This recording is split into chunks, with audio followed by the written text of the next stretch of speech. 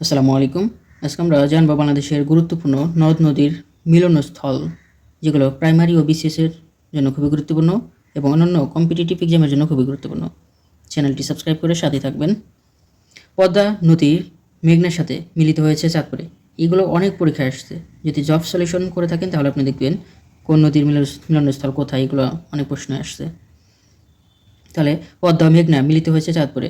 পদ্মা নদী যমুনার সাথে মিলিত হয়েছে গোয়ালন্দতে, রাজবাড়ী জেলায়। মেঘনা নদী ব্রহ্মপুত্র নদের সাথে মিলিত হয়েছে ভৈরব বাজারে। মেঘনা এবং ব্রহ্মপুত্র নদ মিলিত হয়েছে ভৈরব বাজারে, কিশোরগঞ্জ জেলায়।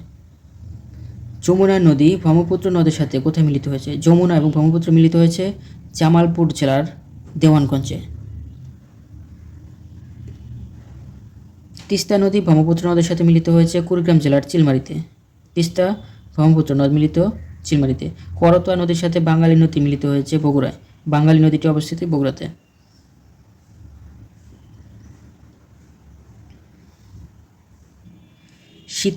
শীতলক্ষ্যা নদীর শীতলক্ষ্যা নদীর সাথে ধলেশ্বরী নদী মিলিত হয়েছে নারায়ণগঞ্জে।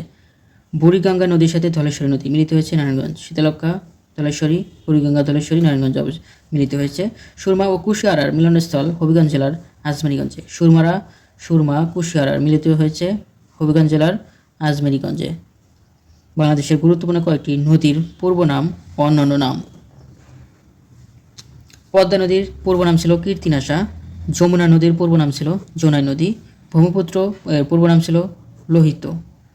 বুড়িগঙ্গা নদীর পূর্ব নাম ছিল ধোলাইখাল বা ধোলাই নদী।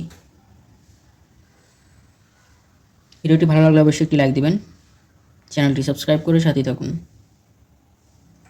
সকলের জন্য শুভকামনা রইল। আসসালামু আলাইকুম।